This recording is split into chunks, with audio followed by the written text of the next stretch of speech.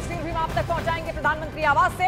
राजनाथ सिंह और नितिन गडकरी भी प्रधानमंत्री आवास पहुंच गए हैं। तो देखिए, जिन जिन को फोन आया है, जिन जिन को कॉल आया है, सभी का पहुंचना शुरू हो गया है। थोड़ी देर में यहाँ पर चाय पर चर्चा शुरू हो जाएगी। वैसे ये हर बार जब भी 2014 या 2019 की बात करें तो प्रधानमंत्री नरेंद्र मोदी नए मंत्रियों से पहले मुलाकात करते हैं। शपथ ग्रहण से पहले निर्मला सीतारमण और जितिन प्रसाद भी बैठक के लिए प्रधानमंत्री आवास पहुंच चुके हैं। इसके अलावा धर्मेंद्र प्रधान और सीआर पाटिल मीटिंग के लिए पहुंच चुके हैं। थोड़ी देर में प्रधानमंत्री नरेंद्र मोदी नए मंत्रियों के साथ ये बैठक करेंगे, चाय पर चर्चा भी करेंगे। और शपथ से पहले प्रधानमंत्री नरेंद्र मोदी संभावित मंत्रियों के साथ चाय पर चर्चा करेंगे, बातचीत करेंगे। सभी को फोन जा चुका है, लेकिन शिवानी, इसमें कोई सरप्राइज एलिमेंट अगर हो सकता है तो उन्हें भी अभी फोन हो सकता है। बिल्कुल मोनिका, और सबके नेटवर्क यहाँ पर दुरुस्त है कि नहीं, ये भी एक बड़ा सवाल है, क्योंकि कई बार ऐसा होता है कि आपको फोन आ रहा हो, आप इंतजार कर रहे हो, लेकिन आपका नेटवर्क वैसे पकड़ नहीं पाता। क्योंकि राष्ट्रपति द्रौपदी मुर्मू को भी जब चुना गया था राष्ट्रपति पद के लिए तो कहा जा रहा था कि उनका फोन उस वक्त नॉट रीचेबल था। ये किस्सा है, लेकिन उनके दामाद को उस वक्त फोन किया जाता है। तो ऐसे बहुत सारे किस्से होते हैं। उनको फोन जब किया गया तब राष्ट्रपति द्रौपदी मुर्मू को पता चला कि उनको राष्ट्रपति पद के लिए चुना गया है। तो ऐसा ही ताना बाना आज भी बुनता हुआ लगातार यहाँ पर नजर आ रहा है। तमाम जो मंत्री थे, कई संभावित चेहरे थे, वो इंतजार कर रहे थे कि ये फोन कॉल अब उनको आ जाए, जो कि राष्ट्रपति सेक्रेटेरिएट की तरफ से आता है। बिल्कुल, देखिए, और प्रधानमंत्री नरेंद्र मोदी शपथ लेने जा रहे हैं, मंत्रियों से चाय पर बातचीत करेंगे, नए सदस्यों को शुभकामनाएं देंगे। लेकिन इस बीच जानकारी भी मिल पा रही है शिवानी कि अजीत गुट के कोई भी सांसद है, उन्हें फोन नहीं आया है। लेकिन आपने न्यूज 18 इंडिया पर सुबह से ही वो तमाम तस्वीरें, उन संभावित चेहरों की तस्वीरें देखी होगी जिन जिन को फोन पहुंचे हैं। और प्रधानमंत्री आवास से हमारे साथ विक्रांत, हमारे साथ हमारे सीनियर सहयोगी जुड़ रहे हैं। विक्रांत, फोन सबको आ गया है कि अभी भी रह गया है? कोई शंका हो सकती है कि किसी को फोन आ सकता है? कौन कौन पहुंचा है अभी? देखिए, इसके बाद कोई शंका अब बची नहीं है। जिनको इस समय कॉल आ चुका है, जो इस समय हमारे पीछे 7L कैम्प के अंदर पहुंच चुके हैं प्रधानमंत्री के साथ, इस समय जो चाय पर बातचीत कर रहे हैं, उनके अलावा अब किसी को फोन नहीं जाना है, क्योंकि तमाम जो लोग केंद्रीय मंत्रिमंडल का हिस्सा बनने वाले हैं उन सभी को फोन जा चुका है। जैसे अभी आपने अजीत पवार गुट के एनसीपी की बात बताई, तो एनसीपी का की सांसद इस बार जीता है। 4 सीटों पर एनसीपी लड़ी थी, उन 4 में से 1 सीट पर जीत हासिल हुई थी, यानी रायगढ़ की सीट पर। लेकिन जो हमें जानकारी मिल रही है कि रायगढ़ के एक सांसद जो जीते हैं, उसके बावजूद अजीत पवार गुट के किसी भी आदमी को, नेता को या किसी को फोन नहीं गया है, और यानी कि एनसीपी केंद्रीय मंत्रिमंडल में शामिल नहीं हो रही है। इसका मतलब ये भी है, जो हमें जानकारी मिल रही है, इस समय सांसद सुनील तटकरे जो एनसीपी के सांसद हैं, उनके घर पर देवेंद्र फडणवीस पहुंचे हैं, क्योंकि एनसीपी थोड़ा नाराज भी बताई जा रही है। हालांकि 4 सीटें उन्हें मिली थी और सिर्फ 1 सीट जीते हैं वो वहां पर, और इस बार एनसीपी वहां पर प्रदर्शन भी उस तरीके का नहीं रहा जैसा बीजेपी ने सोचा था। जो शिंदे गुट है, शिवसेना, उसने ज्यादा बेहतर प्रदर्शन किया, उसके सांसद ज्यादा चुन के आए, वो मंत्रिमंडल में शामिल हो रहे हैं। लेकिन केवल 1 सीट जीतने वाले एनसीपी को केंद्रीय मंत्रिमंडल में जगह नहीं मिल रही है। तो अभी इसी तरह की खबरें आएंगी, क्योंकि वहां पर कहा गया है कि सुनील तटकरे के घर पर भी देवेंद्र फडणवीस इस वक्त पहुंचे हैं, वहां पर उन्हें समझाया जा रहा है। और अब क्योंकि आगे महाराष्ट्र का चुनाव भी है, विधानसभा का चुनाव भी है, तीनों पार्टियों को मिलकर विधानसभा का चुनाव भी लड़ना है, और जिस तरीके का इस बार प्रदर्शन महाराष्ट्र में इंडिया गठबंधन ने किया है, उसे देखते हुए जो एनडीए गठबंधन है उसके लिए चुनौतियां भी बड़ी है। तो ऐसे में कोई सहयोगी नाराज ना हो, इसकी भी कोशिश की जा रही है। बेशक विक्रांत, बहुत सारी चुनौतियां यहाँ पर हैं और सबको साथ लेकर चलना है। मोनिका, सबसे बड़ा सवाल यही है कि कैसे सबको साथ लेकर चलेंगे, सबके चेहरे पर मुस्कान यहाँ पर आने वाली, क्योंकि अब ये बीजेपी नहीं, पूरी एनडीए है। और सूत्रों के हवाले से यहाँ पर खबर भी सामने आ रही है मोनिका कि एनसीपी अजीत पवार गुट के किसी भी नेता को मंत्रिमंडल में शामिल होने की जानकारी यहाँ पर नहीं दी गई है, फोन कॉल नहीं आई। देखो, देखिए, जिस तरीके से विक्रांत ये जानकारी दे ही रहे थे, क्योंकि 4 सीटें उन्हें दी गई थी, 1 पर उनको जीत हासिल हुई है, अब उन्हें मनाने का भी काम जो है वो शुरू हो गया। देवेंद्र फडणवीस उनके आवास पहुंचे, जिस तरीके से जानकारी मिल पा रही है, यानी कि अजीत पवार गुट को मोदी कैबिनेट में जगह मिलने की संभावना बेहद कम नजर आ रही है। और एनसीपी के अजीत पवार गुट के, आपको बता दें, 1 ही लोकसभा सीट उन्होंने जीती है, लेकिन जानकारी यही मिल पा रही है कि उन्हें मंत्रिमंडल में अब शामिल नहीं किया जाएगा। नाराजगी उनकी जाहिर जरूर हो रही है, देवेंद्र फडणवीस गए हैं उन्हें मनाने के लिए, लेकिन अब विक्रांत जिस तरीके से जानकारी शिवानी दे रहे थे कि अब जितने फोन कॉल जाने थे सबको जा चुके हैं।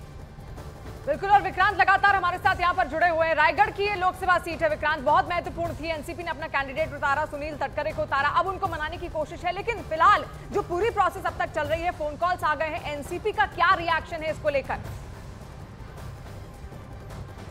देखिए, हम लोग कोशिश कर रहे हैं एनसीपी का रिएक्शन भी मंगाने की, लेकिन जो हमारी सूत्रों से बात हुई उनका ये कहना था कि कहीं ना कहीं नाराजगी जरूर है, क्योंकि भले ही लोकसभा में एक सांसद उनका जीत पाया हो, लेकिन जिस समय वो अपनी पार्टी से अलग होकर एनडीए में शामिल हुए थे उस समय पार्टी के अधिकांश सांसद और विधायक जो हैं वो बीजेपी के साथ सहयोगी दल बन गए थे। तो इस समय जब तमाम सहयोगी दलों को जगह मिल रही है तो उनको भी जगह मिलनी चाहिए। लेकिन आप ये देखिए कि जब मंत्रिमंडल का गठन होता है तो तमाम चीज़ों को देखा जाता है, क्षेत्रीय किस तरीके से सबको प्रतिनिधित्व मिले, जो सहयोगी दल हैं उनको भी जगह मिले।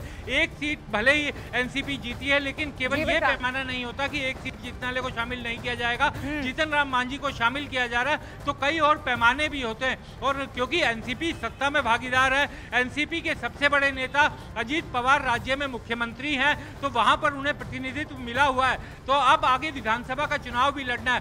बीजेपी अपनी तरफ से कोशिश कर रही है और इसी कारण पार्टी के बड़े नेता और उप मुख्यमंत्री देवेंद्र फडणवीस इस समय सुनील तटकरे के घर गए हैं, वहां पर बातचीत चल रही है, समझाने की कोशिश की जा रही है, और जो कारण है इसके पीछे के कि मंत्रिमंडल में क्यों जगह नहीं मिल पा रही है या क्या कारण रहे उसके बारे में उन्हें बताया जा रहा है। तो ये तमाम चीजें जिस पर सभी लोग निगाहें रखे हुए, और बीजेपी को ये उम्मीद है कि हम अपने सहयोगियों को मना लेंगे, और जब भी इस तरीके से कैबिनेट का गठन होता है या कैबिनेट विस्तार होता है तो लोगों की अपेक्षाएं ज्यादा रहती हैं, लेकिन सबको समाहित कर पाना थोड़ा मुश्किल होता है। यही सबसे बड़ा चैलेंज है कि सबको साथ भी रखना है, सबको सम्मान भी देना है। लेकिन देखिए, मोदी कैबिनेट के संभावित मंत्रियों में शामिल जेडीयू सांसद रामनाथ ठाकुर ने न्यूज 18 इंडिया से एक्सक्लूसिव बातचीत भी की है। और रामनाथ ठाकुर बिहार के पूर्व सीएम कर्पूरी ठाकुर के बेटे हैं। चुनाव के ठीक पहले कर्पूरी ठाकुर को भारत रत्न दिया गया था। क्या कुछ उन्होंने कहा, आप सुनिए।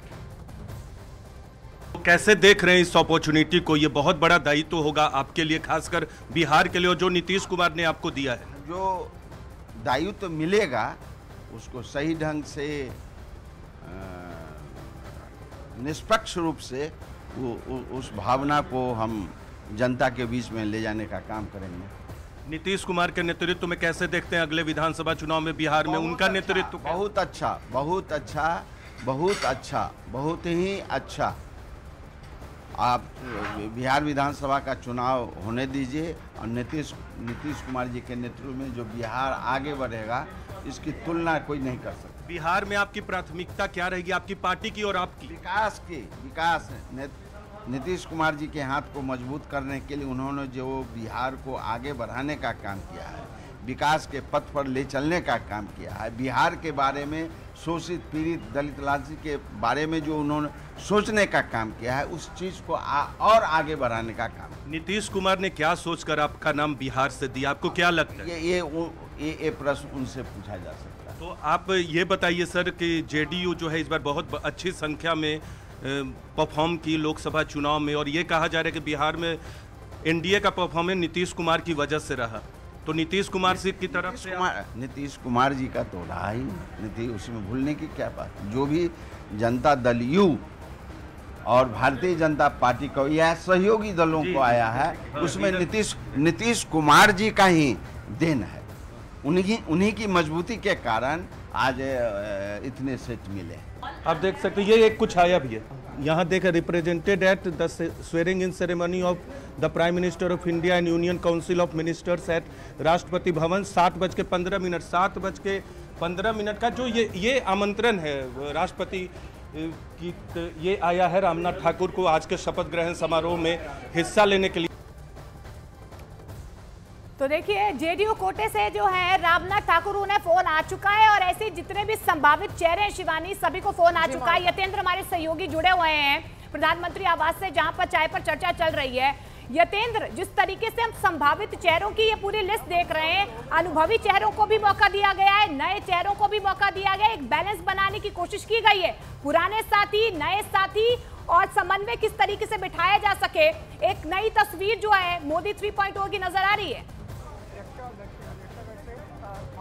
देखिए, बिल्कुल हम पहले से ही ये कह रहे हैं न्यूज 18 इंडिया के दर्शकों के लिए, इस बार जो मोदी मंत्रिमंडल बनेगा वो अनुभव के साथ साथ युवा स्वरूप को दिखाता हुआ पूरा मंत्रिमंडल दिखाई देगा, क्योंकि इसमें नए चेहरे भी हैं, पहली बार के सांसद भी हैं जो मंत्री बनेंगे, आज शपथ ग्रहण करेंगे, और पुराने चेहरे भी हैं जो पहले से ही अनुभव है, जो कुछ ऐसे पुराने चेहरे भी होंगे जो स्वतंत्र प्रभार या एमओस रहेंगे, उन्हें कैबिनेट मंत्री का दर्जा दिया जाएगा। यानी एक परिपक्व, अनुभवी और युवा जोश से भरी हुई जो भरा हुआ मंत्रिमंडल मोदी सरकार का 3.0 का दिखाई देगा। और इसकी विशेषता यही रहेगी कि हर क्षेत्र, हर वर्ग को ध्यान में रखते हुए, हर सहयोगी दल को समाहित करते हुए ये मोदी मंत्रिमंडल का गठन किया जाएगा। आज उन सभी संभावित चेहरों को चाय पर चर्चा के लिए प्रधानमंत्री नरेंद्र मोदी ने बुला लिया है। चाहेंगे वो संभावित जो चेहरे हैं जो इस वक्त प्रधानमंत्री आवास के अंदर मौजूद है, एक बार फटाफट अंदाज में उन नामों का जिक्र भी यहाँ पर आप दर्शकों के लिए कर दें जो इस वक्त प्रधानमंत्री आवास के अंदर हैं।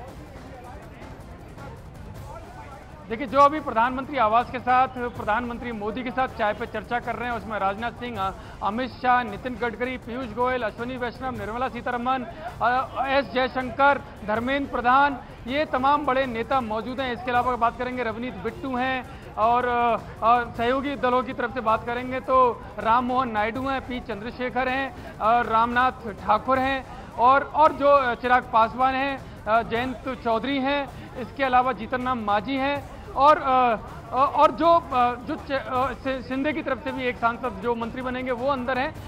तमाम ये चेहरे हैं। अच्छा यतेंद्र, ये तमाम चेहरे तो आपने बता दिए, लेकिन जो अजीत गुट नाराज नजर आ रहा है, इनको किस तरीके से साथ लेकर चलेंगे? क्योंकि अभी चुनाव भी आने वाले हैं आगे, और पहले तो यही कहा जा रहा था, क्राइटेरिया यही है कि जहां जहां चुनाव है वहां से तमाम चेहरों को जो है ज्यादा प्रतिनिधित्व दिया जाएगा।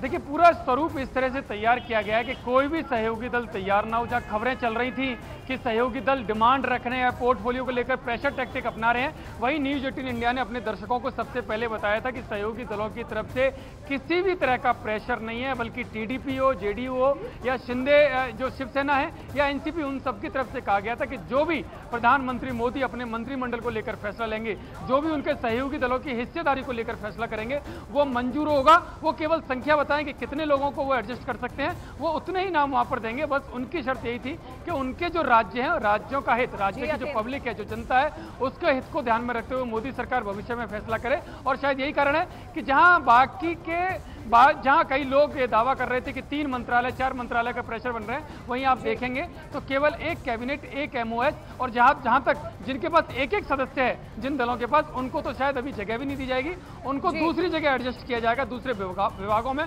और शायद जब विस्तार होगा तब उनको एडजस्ट कर सकते हैं। लेकिन फिलहाल ऐसे दलों को जगह नहीं दी गई। हालांकि जीतन राम मांझी अपनी बात पर अड़े रहे तो उनको बुला लिया गया, लेकिन वहीं अनुप्रिया पटेल और एनसीपी जैसे दल जिनके पास ज्यादा सदस्य नहीं है, उनको अभी इंतजार करने के लिए कहा गया। हालांकि उनको अंदर खाने के सूत्र ये बता रहे हैं कि उनको कोई ऐसा विभाग दे दिया जाएगा जिससे इंतजार यहाँ पर करना